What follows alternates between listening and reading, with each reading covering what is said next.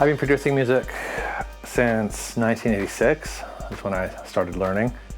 I began drums at the age of 7 and classical piano when I was 9 years old.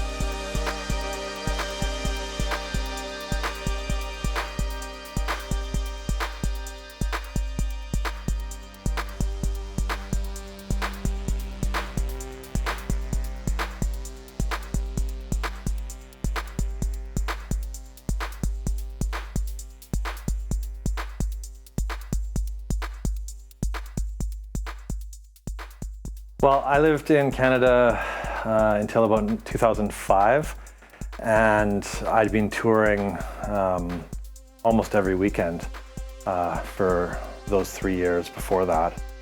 I was averaging 55 hours on the plane per week. So the change of lifestyle from now living in Berlin has been quite amazing. Yeah.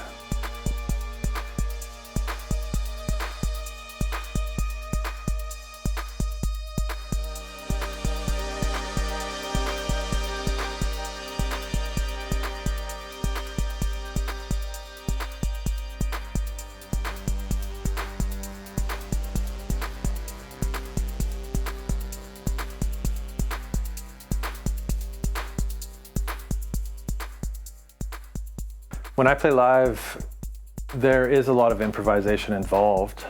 I leave the drum machines in write mode. I program SH-101 bass lines and melody parts on the fly using the internal sequencer. There is a lot of beds being played from Ableton Live.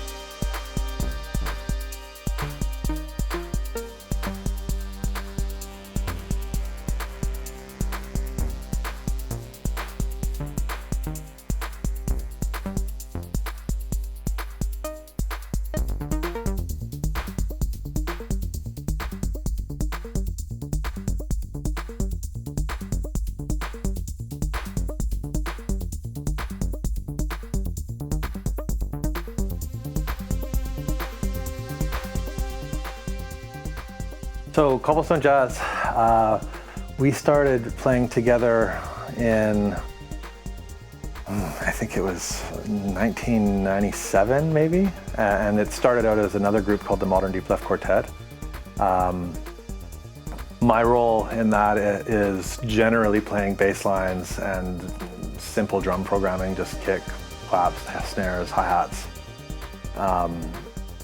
And it's a now 100% improvisational band where we walk up on stage with no material, no drum patterns, nothing written at all, and just play completely from scratch. So it took us quite a few years to get to that point. We went through different stages where sometimes we were using bed tracks, and that's evolved to us just being so comfortable with each other now that we're able to just completely improvise.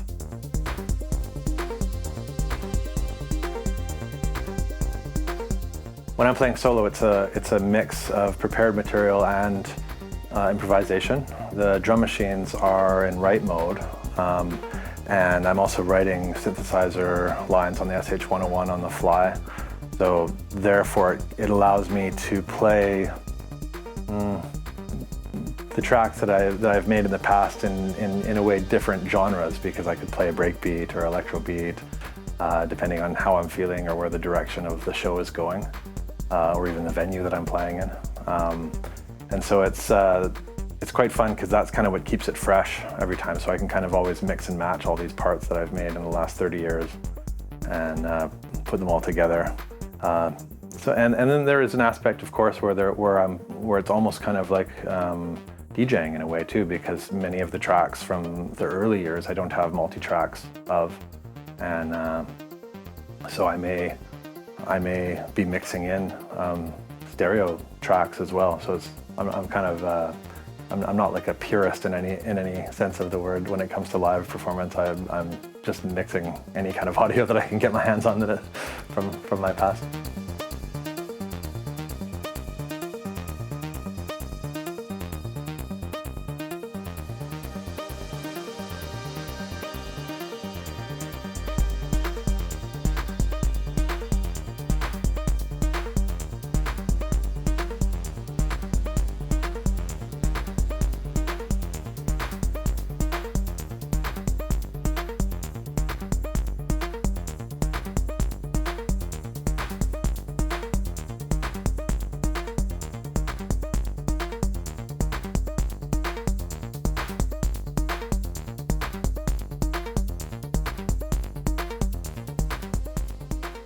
My most interesting experience remixing was the remix that I did for Goldie on Metalheads. Being a drum and bass fan for many, many years, to have the opportunity to work with his parts was very special for me.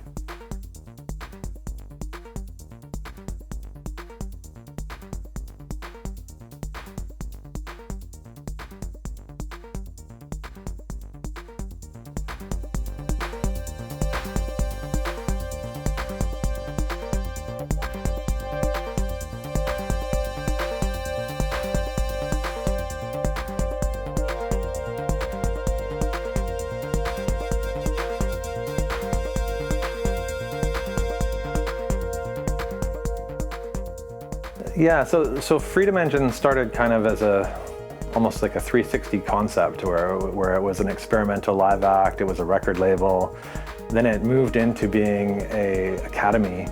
So the Freedom Engine Academy was started over the pandemic, and I always knew that I would end up teaching more seriously at some point, but it just seemed to make sense with everything being closed to start. And I think the main thing that I tried to accomplish with it was that I didn't want to only teach myself, because I actually don't feel qualified to teach engineering, for example, or piano or vocals. And I wanted to kind of like give people the experience that I had in growing up. So for me, I learned drums, I learned piano, I had a little bit of things to do with vocals, and then of course like learning how to mix and learning Ableton Live. These are all kind of pinnacle moments in my musical journey. And so what we're doing is we've brought 7 different mentors together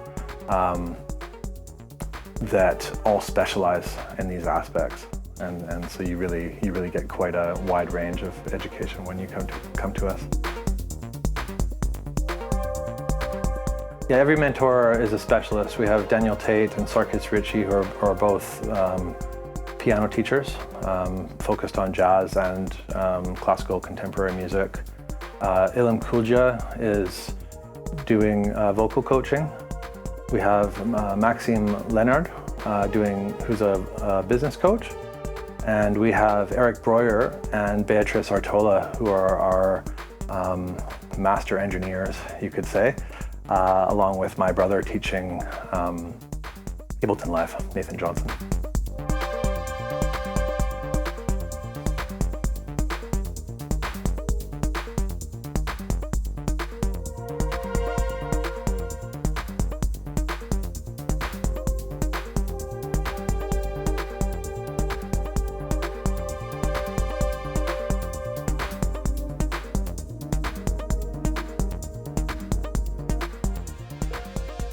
So the way that you apply for the Freedom Engine Academy is you go to the freedomengineacademy.com website, and there you will find an application form where we ask you to send 2 videos, one of you just explaining your experience with music and another one showing us what you do. That could be playing an instrument or DJing.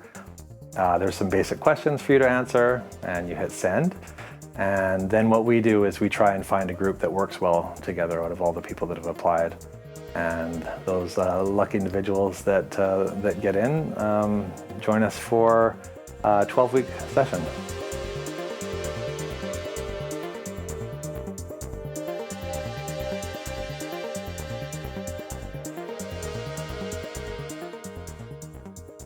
So in the Academy, we teach a range of things.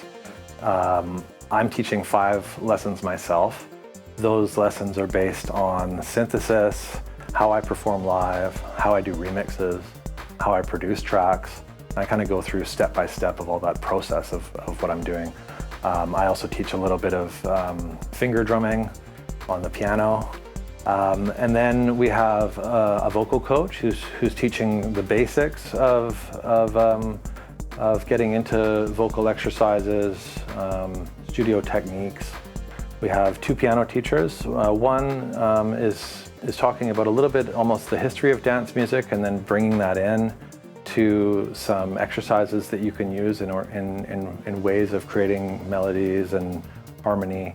Another instructor is focusing a little bit more on the technical side of things. So specifically chords, circle of fifths, harmony, this type of thing.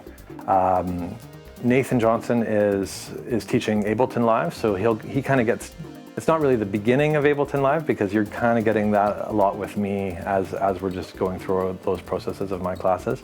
He gets into the deeper, more advanced sides of Ableton Live, which I'm just not capable of myself. He's an alpha tester for the company, so he really understands it on a very deep level.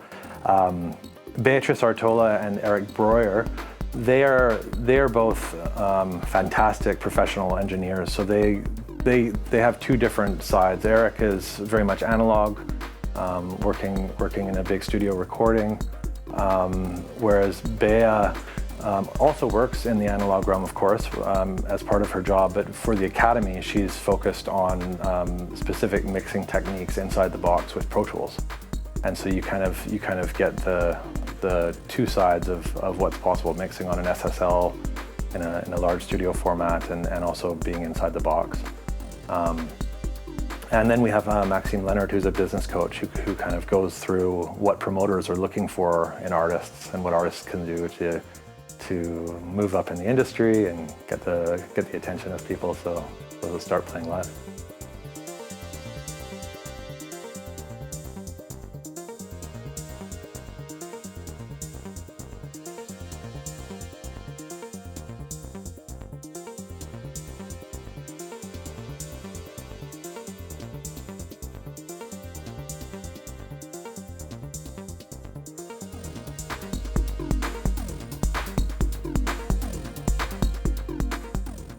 Yeah, I think in terms of the Freedom Engine Academy, I could just leave it saying that it's something very special.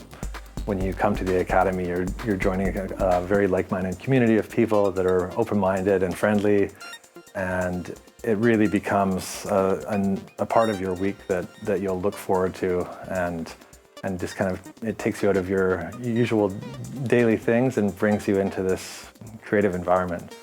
And I think anybody that applies will very much enjoy being part of it.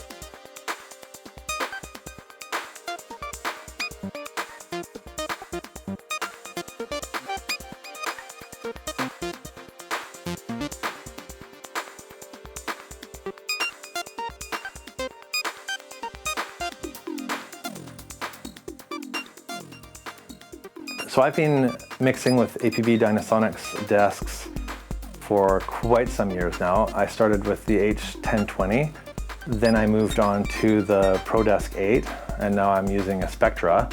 I think what I like about the desks the most is probably the sound quality. I think is just very clean and special, and it gives me a lot of space in order to add and take away the aspects of audio that I want.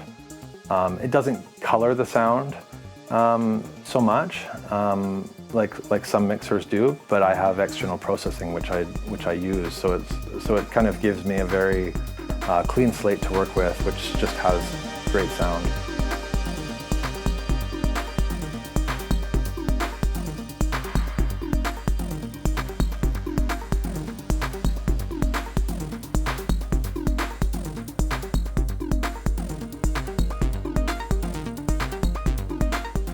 Yeah, I'm running all 10 auxes.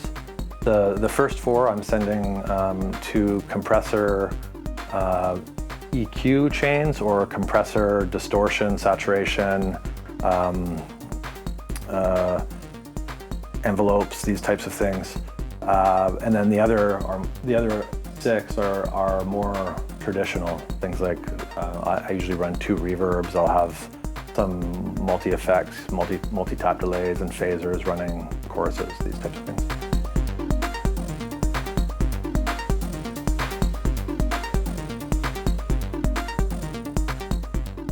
So on the inserts of the desk, I'm running compression on every channel, and the nice thing about the Spectra is that there's a switch that allows me to punch in and out those inserts.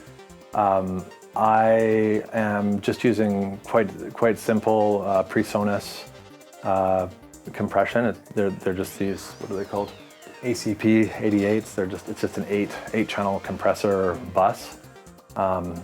It's nothing fancy, but it's kind of a workhorse, you could say. So it does the job that I need to for each channel. And then if I need to add things like the Manley or 1176.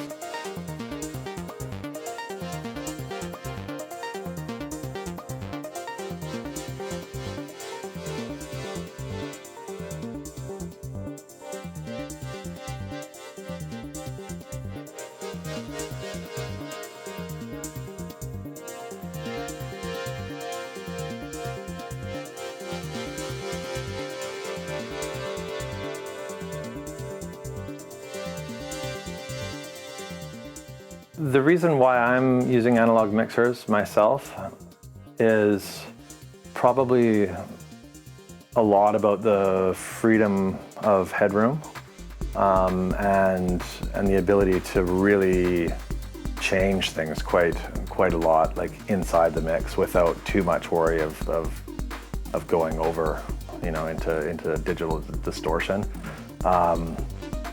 I really like the warmth of all of it. I like the hands-on feeling inside of it. It does have it does have disadvantages as well. You could certainly say for some people, but due to the fact that I'm using all these synthesizers and a lot of what I'm doing is jamming and improvising when I'm writing, it just allows a lot of freedom and space.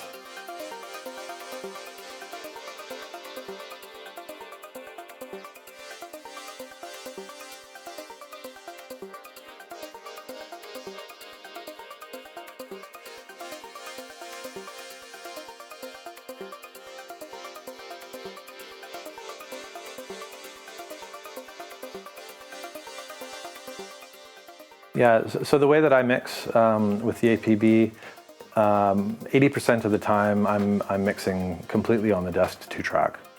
And so I'll do all my arrangements with the mute buttons and faders on the Spectra with using the VCAs, of course. I do some multi-tracking, and certainly when I'm remixing or working with live instrumentation or vocals, there will be some multi-tracking that comes back in and some arrangement, of course. But I do like the end result to be everything coming into the desk, all those channels from the computer, all the drum machines, all the synthesizers, all running at the same time, because I do like that kind of constant state of change in modulation from the synthesizers. I like the movement of all of the instruments running through the same reverbs, the same flangers or phasers or whatever may be running at the time. It just gives it a very kind of organic feel and a little bit of a simplistic feel as well too, rather than having long effects changes on every single instrument. Using 6 effects processors for the whole mix for me is preferable, just because it kind of glues everything together.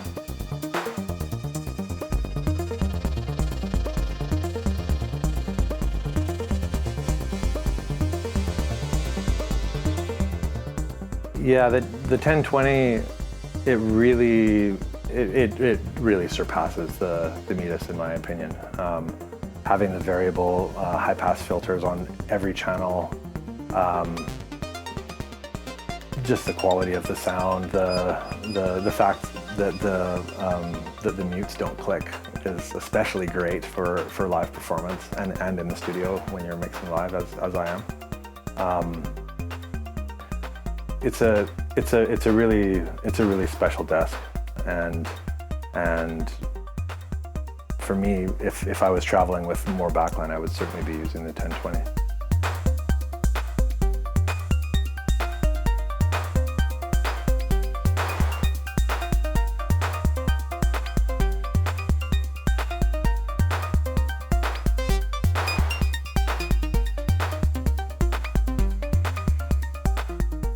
For me, the Spectra, ProDesk 8, and H1020 all sound very similar.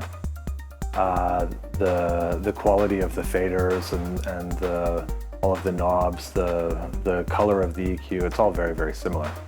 And so I appreciate that because I started with the H1020 and got to know that, and then was able to kind of expand into the ProDesk 8 and Spectra for more large format mixing.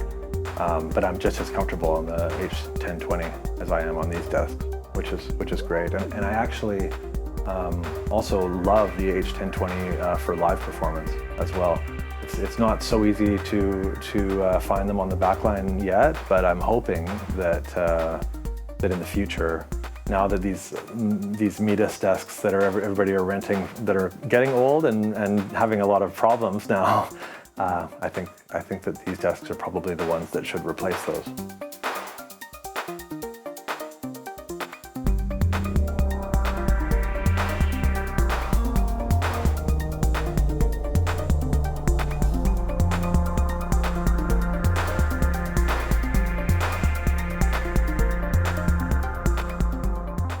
So with my modular equipment, I'm running auxiliary sends out of the desk into the modular mixers and then running it back onto the desk. So I've got two effects auxes running in and 2 stereo channels coming back. And so for me, the use of the modular equipment, it's almost kind of more of an effects unit than it is actually creating all of the sounds. Like as you can see here, I have a lot of different sound sources that I can use. So I'm using a lot of things like phasers or ring modulators or VCAs in combination with envelopes, for example, to kind of do all kinds of different things with the sound sources that I already have. In regards to EQing on the desk, it's a mix of correction, sound design. I'm someone who, even though I've been producing for 30 years, I still feel like I'm learning how to use the EQ, and it's really just been the last few years that I'm getting more comfortable with it. One thing I really like about the APB desks is that when you boost, it boosts a wide Q, and it cuts very narrow. So if you're trying to be surgical about your mix and you have some feedback, for example, on a microphone, when you're cutting, you can eliminate those frequencies very easily. And when you're boosting, it allows you to have those kind of warm musical boosts that you need to. So it's a very diverse EQ in that sense. Also having the high pass, like the variable high pass filters on every channel, for me is fantastic, and I use that almost just like a DJ would in many of my mixes.